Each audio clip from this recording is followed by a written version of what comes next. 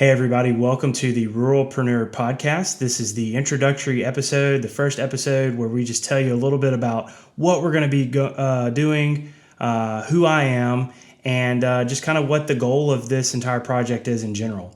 So the goal behind the Ruralpreneur Project is to bring entrepreneurs in small towns and rural communities all over the country together so that they can share stories, that they can learn from each other, they can be inspired by their success stories, and ultimately kind of create that community that a lot of times is hard to find in small towns when it comes to e-commerce and entrepreneurial growth, right?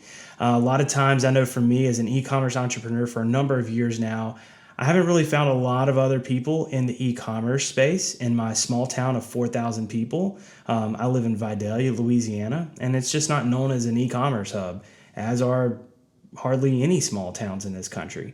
So the goal is to really bring people together, create community based on our shared values and desired way of life. Not everybody wants to live in the big cities and have that more expensive, kind of costly way of life. We like maybe a slower pace of life. We like the small town, family, friendly neighborhood atmosphere, lower cost of living. It's just a different way of life. It's not better or worse necessarily. It's just the one that we like.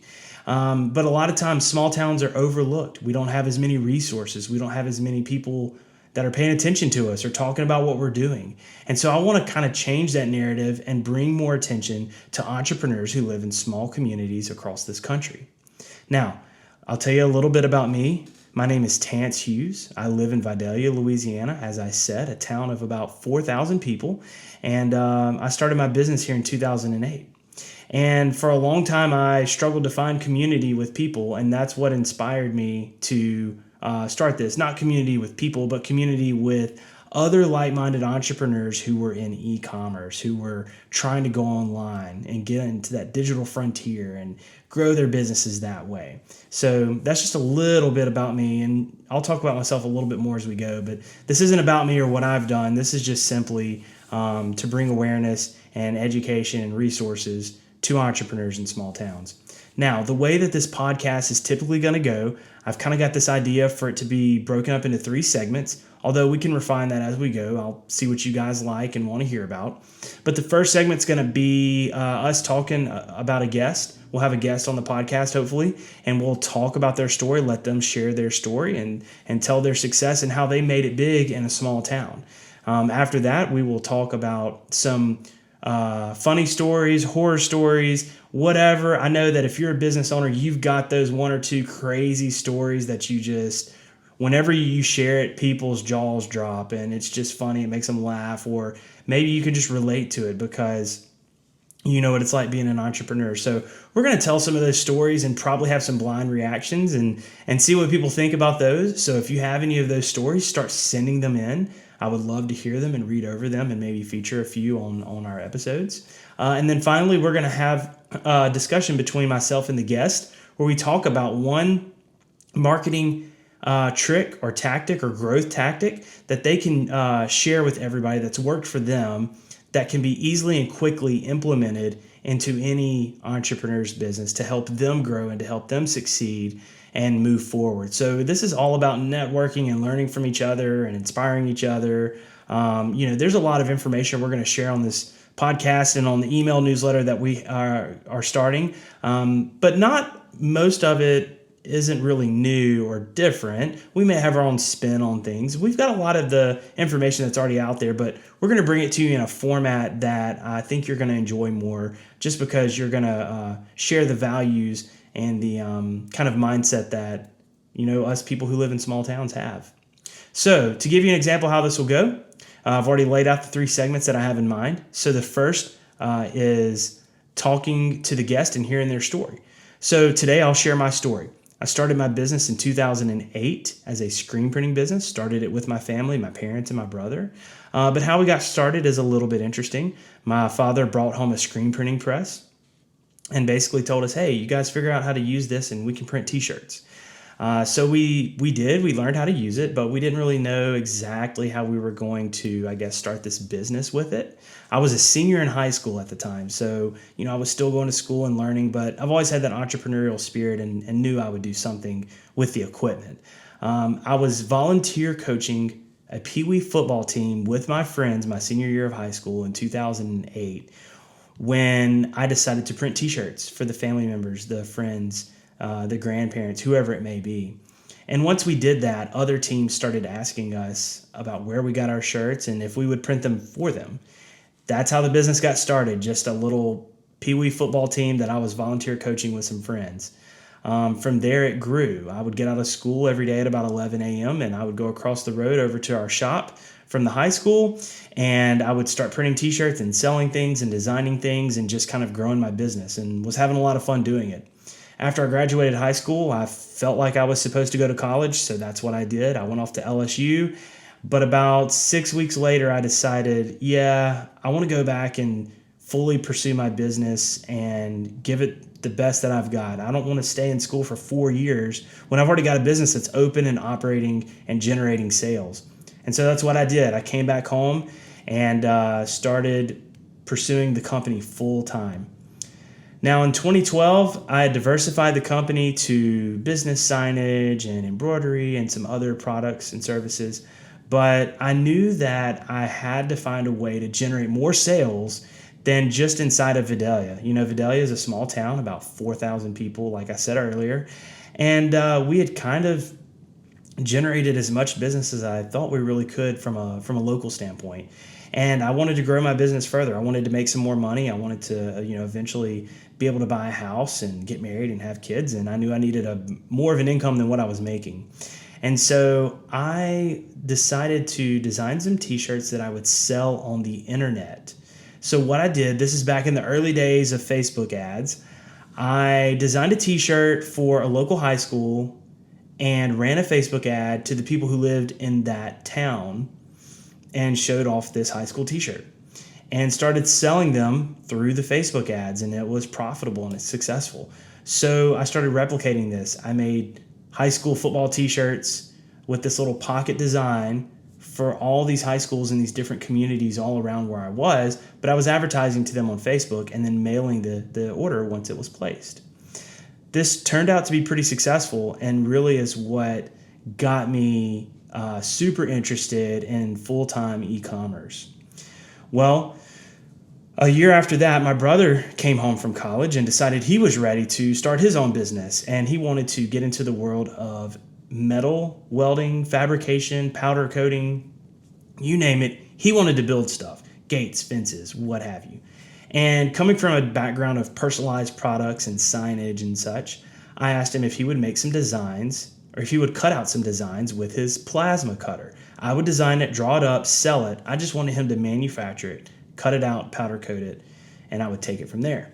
So he agreed, and I built a website and started collecting emails and phone numbers and names of people who might be interested in this product.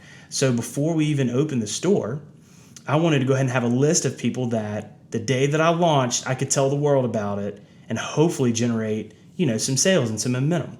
On launch day, we had about 600 emails on our account and we generated 8 sales. I was thrilled because this meant that there were people out there that wanted this decorative metal sign product that I had kind of come up with. And from there, it was off to the races. This is 2014 at this point. Our company had done about $430,000 in sales that year. In 2015, the metal sign e-commerce brand was growing, and we doubled our sales to $830,000. Or not quite doubled, but you get it. Towards the end of 2015, I decided to get out of screen printing completely and focus solely on the e-commerce brand that was growing.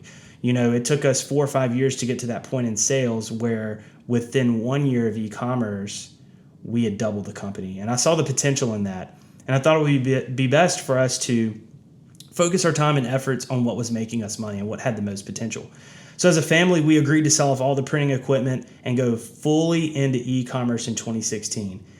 And it's a good thing we did because in 2016, our sales grew from $830,000 to $3.8 million. This brand was taking off, And Facebook ads and all these different ways that we were marketing the products just really helped us accelerate much faster. Now, the way I saw it was we were bringing money and sales and jobs into our community by selling to people outside of the community.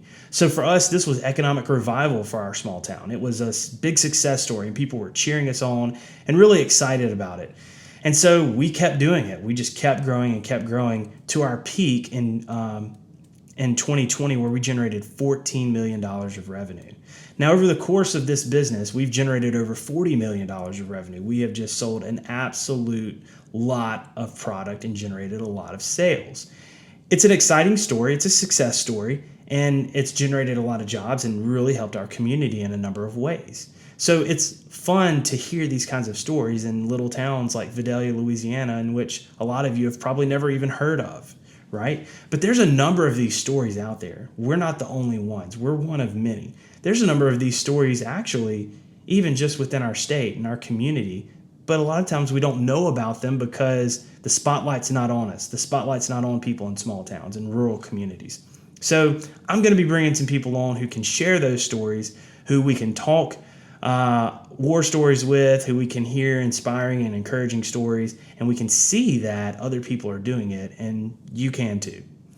Now, our next segment, we're not going to essentially do it today, but that's going to be one where we share war stories, where we talk about funny, hilarious, cringy stories and events that happened over our time in e-commerce. And it's going to be relatable because we all have those stories. We all have those crazy jaw-dropping stories. So we're going to do a few of those, have some blind reacts. So once again, send me your stories if you have some to share, if you have something that's just really, funny or you think that people will get a kick out of. And then finally, we're going to talk about some marketing tactics or growth hacks that you can apply to your business immediately. And that's going to be our third segment.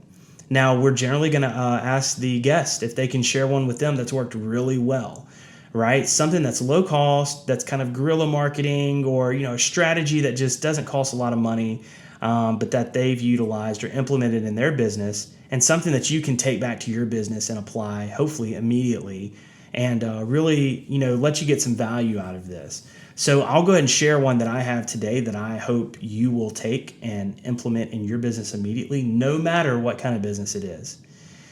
And that growth hack is start your email list. Start an email list. Collect emails, names, and phone numbers. I don't care if you don't know what you're going to do with it. It doesn't matter. You don't even need to know how to use it just yet, but start collecting them and get your list ready. Because in today's age, digital advertising is getting more and more expensive and more complicated. Consumer data, privacy concerns are rising, and they're constantly locking down data sharing. And so it's getting harder and harder to advertise and get in front of the audience that you have for your product. And I know many of you, just like I, have struggled to get in front of the right people. You know you have a great product, but you just need to get it in front of the right person. So I need you to start collecting this customer data in whatever form and putting it in some type of place if you don't have an account with a provider yet. And go ahead and start collecting it and start formulating your email strategy. The best time to start collecting is now. Don't wait until you have a strategy, right? Utilizing this list is going to help you propel your business forward if done in the right manner. So who's going to buy from you? Your customers, right? Your people who are interested in your product. We can get in front of them with this email because it's an owned list where you control the message, you control the delivery, and you own the platform essentially, right? Facebook could decide to take away Facebook groups one day or Facebook pages. They probably won't, but they could. One day Twitter or Instagram or LinkedIn or whatever it is could shut their platform down, right? Sometimes we may not think these things are possible, but look at MySpace. Back in the day, MySpace was the social media platform that people were promoting their music on or other things, right? And now it's kind of an afterthought. Younger people don't even really know what MySpace is or was. So it's good for you to own your list because you will have total control over the messaging and the time that you send, and nobody can take that from you. It's your list.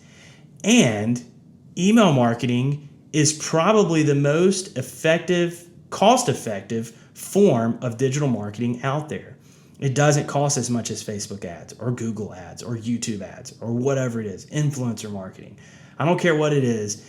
Email has the best return on investment when used properly, and it also doesn't cost a lot even on the front end. So let's start collecting those emails, and I'm going to talk more about strategies around email marketing through other episodes and through articles on the Ruralpreneur website. So be watching for those because I think we've got some ways to really help a lot of you extract value from your email marketing efforts. Now, finally, I've got a little piece or a segment that I'm going to want to do, and we're going to figure out exactly how this is going to go. But essentially, on each episode, I want to wear a hat or a shirt or have something that I can wear to promote a small business that is succeeding in a small town. And I want to do this for free. This isn't some kind of sponsorship gimmick or influencer thing or whatever you want to call it. This is simply a way that I can highlight a small business, whether I've ever bought from them or not, and mention them on here and get them some exposure, right? My audience right now might be small, but as we grow this thing, this is going to be a valuable tool or a valuable way for people to get their name out in front of other people. So I'm looking for some companies who want some free exposure, no matter how small it may be. All I need is for you to send me a hat or a shirt or something I can wear so that I can promote and give your business a shout out here on the podcast. So I would love for you to do that if you get a chance. It would really help me out, and we can get you a little bit of publicity for free. It'll be fun, and it's just another way that we can all help each other and support each other, getting the word out about our businesses and highlighting and bringing attention to our businesses. Because many of you have great products, but you just struggle to get those products in front of the right people.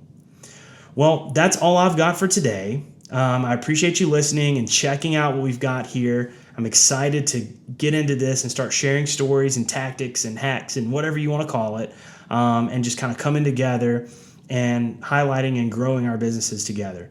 So if you would, do me a favor, share this podcast, share the email newsletter, share the website. It's www.theruralpreneur.com, and that's where you can go to subscribe to the email list to read articles and blog posts that we have, and then, of course, subscribe to the podcast. So share it with another business owner, somebody who you think might get some value out of this. We want to bring this to as many people as we can. All right, well, that's all I've got for today. I appreciate you coming in, and we'll talk soon. See ya.